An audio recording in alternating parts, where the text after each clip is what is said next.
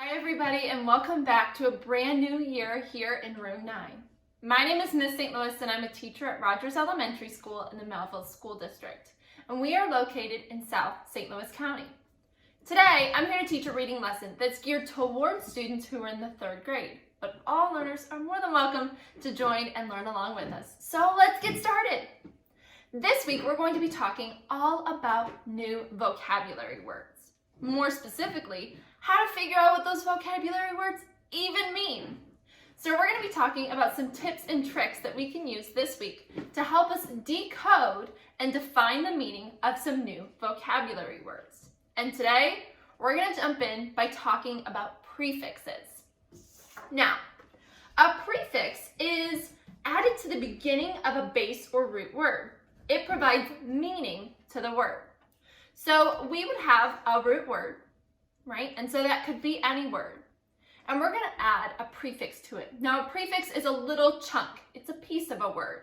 It's not usually a word on its own, but when we add it to another word, it can change the meaning of that word. For example, I could take a word like eat, and I could, this is Winnie, and this word is perfect for her. Because if I take a word like eat, I could add a little chunk to the front, like over. Now this word has become overeat, and that's one of Winnie's favorite things to do. She really likes to overeat. Now this chunk over, when we use it as a prefix, means too much, right? So when we put it together, it means too much eating. So if you're someone who overeats, right, or you tell someone you're going to overeat, that means that they're going to eat too much.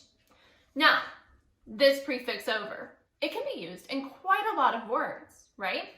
And so we could use it in words like, excuse me, overeater. We can make a word like overdue. Now, this might be a word that you've heard at school, right? If you turn something in past its due date, someone might say that it's overdue. Or if you go to the library, you might have an overdue library book, right? Overdue, right, meaning too much. And then we have due, right? The date that it needs to be turned in by. So we've gone too much past that due date, right? Another way that we could use this prefix over is with work. So you might feel overworked, right? That means that there is too much work going on, right? So there are definitely going to be some days when we feel overworked, like there's just too much for us to do. So that's one way to use this prefix over. Let's look at a different prefix. Now, let's look at this word, in. This is a word you've probably seen before, but when used as a prefix, it means something different. In can mean not. So when put in front of another word, it's going to say not and then our root word. Here are some examples.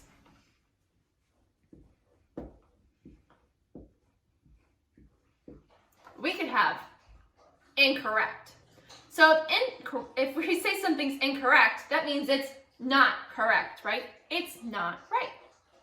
We could say incomplete.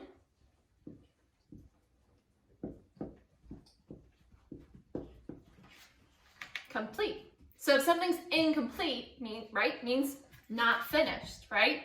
Complete means that something's done, but if it's incomplete, it's not finished. And we could say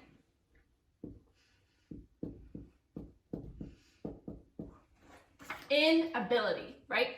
Ability, it means that you can do something, right? I have the ability to run a mile. But if you have an inability, that means that you cannot do that thing, right? So that's in. A word that we're pretty familiar with, but when used as a prefix, a little chunk before a word, it changes the meaning of the word. Let's take a look at another word that you might be familiar with. know this word, right? If we were to go out, right, means that we're leaving our house. But when used as a prefix, out can mean more, right? Or more than someone else. For example,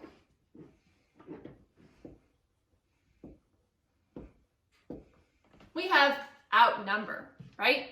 So if we outnumber people, that means there's more of us than them, right? We have more of our number than they do. Right now, you guys might outnumber Winnie. We could also write outrun. Now, I can't outrun Winnie because she's too fast, right? So she's going to be greater than me. Winnie can outrun me, meaning that she can do more running than I can. Or we could write outlive, right? That means that you're going to live greater than something else. So if I said I'm going to outlive my goldfish, that means that I'm going to live longer than my goldfish, right? Greater than my goldfish. Let's look at some more prefixes. Let's see, what else do we have here? Ooh, here's a common prefix you might see a lot. We even see it in the word prefix. It's the word pre, right? A prefix comes before a root word. So what do you think pre means? That's right, pre means before. So when we see it as a prefix at the beginning of a word, it means before. So some examples of this being used are a preview, right? When we go to the movies and we see the previews, right, we're viewing little chunks of the movie before, right? The previews are little chunks of advertisements before the actual movie. Previews, right? Or if you wanted to preview something before, right, you're going to get to see it before anybody else, okay?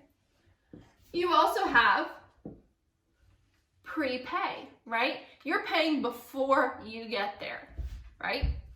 And last, you might do these at school. You might take a pre-test, and that's a test before the learning, right? So this is a word you might be very familiar with. Let's see what else we have.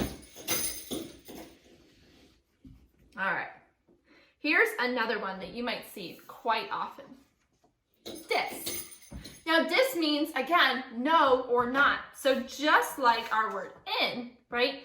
Dis also means not. So when you see it before the word, you're also going to see it to mean no, not. So we could write dislike, right? So if I dislike something, that means I don't like it, right? I could have dishonest, right? Which means I'm not honest. Or I could have disagree, right? So dis meaning no, right? No, agree, right? I do not agree. Sometimes when we take our prefixes apart and we try to figure out the meaning, it doesn't always translate the easiest, right? We wouldn't say no, agree. We would say we don't agree. So sometimes you have to kind of think about that. It's kind of a bit of a puzzle to say, no, agree. What does that really mean? Well, it means I don't agree. So we have to play with our words just a little bit when it comes to prefixes. Let's see what else we have. Ooh, re.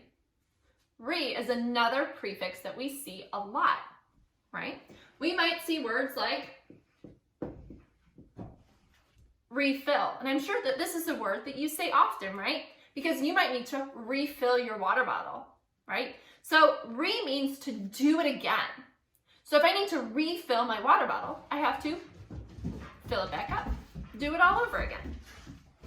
I could reheat something, maybe in the microwave. Today for lunch, I reheated a piece of leftover pizza. And I could do replay. So we often see replays when it comes to sports, right? They're showing us the play again. So we're doing again that play. Doesn't mean that they're going to go back and they're going to redo the play in a game of football, but they're going to show it to us again. So that is that prefix. Let's do one more prefix. Let's do the prefix miss, okay?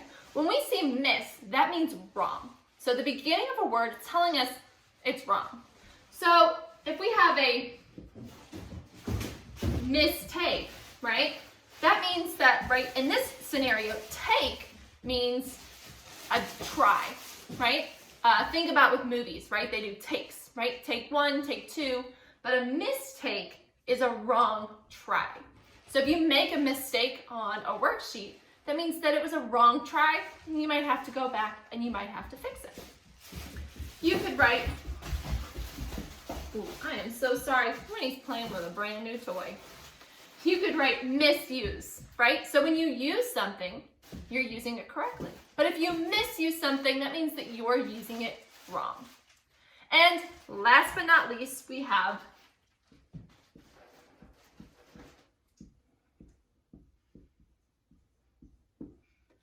understood. With that prefix, it says misunderstood, right? Which means that you have the wrong understanding. So if I misunderstand you, it means that I got the wrong understanding of what you said. All right, it looks like Winnie had a misunderstanding that we were in room 9 and she needs to be quiet. Let's go over some of the prefixes that we talked about today. We've talked about over, and over means too much. We've talked about in, which means not, and so does the word dis.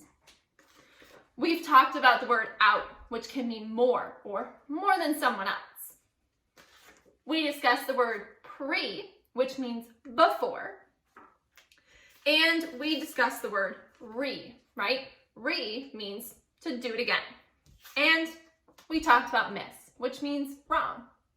Today, we were only able to get through a few prefixes, but there are so many more prefixes out there. So as you're reading your books and as you're coming across new words, I challenge you to look at the word, right? And break it apart into chunks. And if you happen to see a prefix at the beginning, try and figure out what that prefix means. Now, that might mean that you ask a friend to help you out, or a teacher, or another adult, right? Or you think about some of these prefixes that we were able to talk about today. Because prefixes can be so important because they can change the meaning of the words. So that's it for our reading lesson today, but we're not quite finished here yet.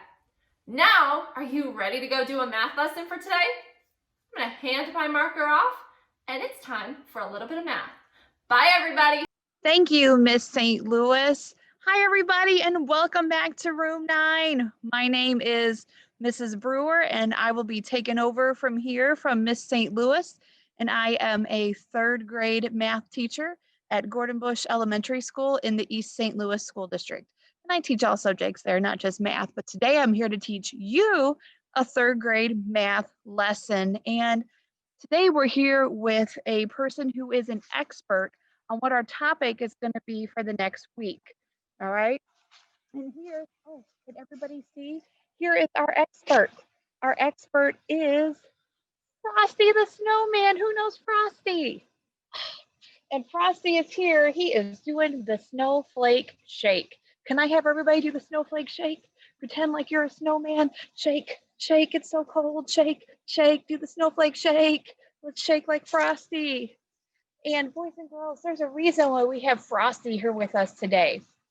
We are going to be talking about snow, one of my favorite things ever. So we get to combine math and snow. So this is an exciting couple weeks here for Mrs. Brewer, all right?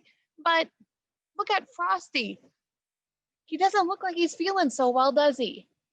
Why do you think Frosty isn't feeling well? Look around, boys and girls. What do we see around him? We're seeing green, aren't we? What should I see around a snowman? What do you think he's missing? That's exactly right, boys and girls. He is missing snow. So right now, we are going to become detectives. we need to find the snow for Frosty. Can you help me? All right, so let's go ahead and see if we can find the snow for Frosty. All right, boys and girls, so did you do any investigating yet? What do you mean you didn't? We just came in from outside. Boys and girls, I have been super busy since I just got in here. I know, like that, right? Okay. So boys and girls, I started making some phone calls because I have some friends that are all across the United States. So I called them and said, hey, can you do me a favor? Look outside. Do you have any snow?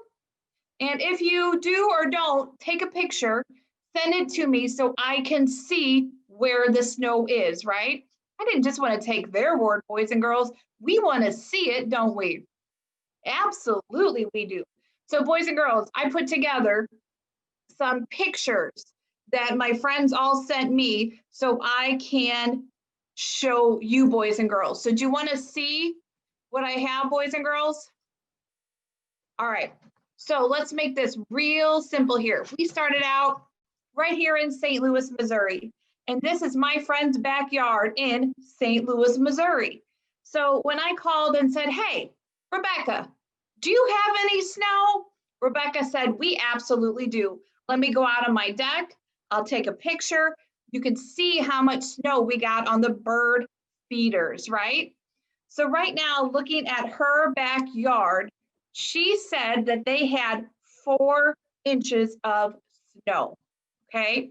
So boys and girls, behind me, you can see this big yellow piece of paper I have, right? So I'm gonna keep track as we visit cities to just kind of see who has the most snow, okay? So in St. Louis, Missouri, my friend said they had 4 inches. So right here on my paper, I'm gonna put 4, and remember, we talked about inches, the abbreviation is IN. So right now in St. Louis, Missouri, she said they had 4 inches of snow. Maybe if you look out, boys and girls, you'll see the same 4 inches my friend has in her yard, okay? So we didn't stop just in St. Louis, all right? We kept going. Next, my kids are in Plover, Wisconsin right now. They're there visiting my aunt. So you can see, here's a picture of Aiden and Ellie in front of a huge snow pile they have here. And in fact, that snow pile, boys and girls, is bigger than them. So I said, hey, do you guys have snow up there? And they said, yeah, we do. More snow than we have ever seen in our lives. So they happened to be at a grocery store, and this was a pile of snow in the parking lot of the grocery store. Can you believe that? So this snow pile is over 7 feet tall. All right, my kids are about 5.5 foot tall. So this is about 7 or so feet tall, but that's not how much snow they have. This is just a big pileup. I thought it was a pretty cool picture they sent me. But they said right now in Wisconsin, they have 21 inches of snow. 21 inches. Can you believe that, boys and girls? Here in St. Louis, we only had 4. They had 17 more inches than us. So for Plover, Wisconsin back here, I'm going to add 21 inches. Okay. They're having a lot of snow there, aren't they? All right. Well, next, I call my friend Jamie. And my friend Jamie is actually on vacation. I forgot about that when I called her. But right now, she is at Myrtle Beach, South Carolina. So how much snow do you think they have before I show you this picture? That's a good guess. That is definitely a good guess. Do you want to see the picture? How much snow do you see? We see white, right? But is that snow? No, that's just the sand, isn't it? So how much snow do they have there in Myrtle Beach? I heard someone say 0. That is correct. There are 0 inches of snow, or there is 0 inches of snow. So to my chart here for Myrtle Beach, South Carolina, sorry, Frosty, no snow there. There are 0 inches of snow, okay? 0 inches in Myrtle Beach. That's sad. But I guess instead of a snowman, maybe they can build a sandman? That might not be so bad, would it? Let's think about that, a sandman. That would be kind of cool to build. Next, I called my friend Shalita. She lives in Denver, Colorado. And my friend Shalita sent me this picture. This is off of her deck looking at the mountains. They have a lot of snow there? Absolutely, they do. They have a ton of snow in Denver, Colorado. In fact, this was very, very snowy. Even though it looks like there might not be a lot, those trees are really, really, really tall. She said right now in Denver, Colorado, they have 26 inches of snow. 26 inches.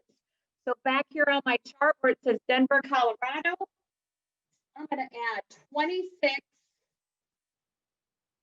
26 inches, okay? So these are all the cities we've been to so far. And have we found snow? I think Frosty would be very happy here in Denver, don't you? Yeah, I think Frosty would have a whole family here, wouldn't he? Absolutely. All right, so let's keep going. So next, I called my friend Lysandra, and my friend Lysandra is in New York City. She is in New York, New York. Do you think it's snowy in New York? Let's see if your prediction was right. She was walking from store to store. She's out doing a little shopping. And so she said, oh, I'm on the street. Let me take a picture. This is what she sent me, boys and girls. Is there snow in New York? Absolutely. In fact, you can see all that smeary white on there. It's actually snowing right now in New York. So she said she had to wear her good snow boots to even be able to walk from store to store. All right. She said in New York right now, are you ready? They have 31 inches of snow. 31 inches. You see all that snow? That is a lot of snow. Would Frosty be happy with 31 inches? I think he would be very happy with that much snow. So over here on my New York, on my list, I'm going to add 31 inches.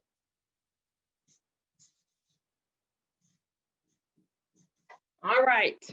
So next, I called my friend Kylie. And I said, Kylie, what are you doing right now? And she said she was sitting out in the sun. And I said, the sun? Wow, that is pretty crazy. So what do you think it looks like in Arizona right now? She's sitting out in the sun. Do you think it looks like it does here in New York? No, not at all, does it? Here is what it looked like in Sedona, Arizona. What is she seeing? She is in the desert. Do we have any snow right now in the desert? None. No snow. She said it's nice and warm and hot. Actually, it's hot, she said. Would you describe our weather today as hot? Frosty was out there doing the snowflake shake. I don't think I would say it was hot here. So how much snow do we have in Sedona, Arizona? 0. No snow whatsoever. I don't see any white whatsoever there. Okay, so over here on my chart for Sedona, Arizona, I'm going to put 0 inches. There are 0 inches of snow here at Sedona, Arizona. 0 inches, okay? So take a look at our chart here, boys and girls, that we have snow. Is it real easy to tell who had the most snow just by looking at this? No, it's not super easy. I mean, I can go through and look, but it's not super easy, is it? There has got to be a better way. Man, boys and girls, I'm really going to have to think about the better way to find a way to organize my data. But one thing I learned talking to all these people about their snow, they told me that it wasn't the amount of snow you have, but the amount of snowballs you can make from your snow. That's kind of an interesting thought too, isn't it, boys and girls? We've been from South Carolina to Arizona today, up north to Wisconsin. We've seen a lot of different landscapes, didn't we? Were we able to find Frosty find snow? Were we able to help him? We were, weren't we? So help me keep thinking tonight of a better way to organize all this information that we found today, okay? Do you think you can help me find a better way to organize this? We'll come back tomorrow and we'll see if we can figure it out, all right? All right, boys and girls, have a good night, and I will see you back here tomorrow with the thinking caps on. Bye.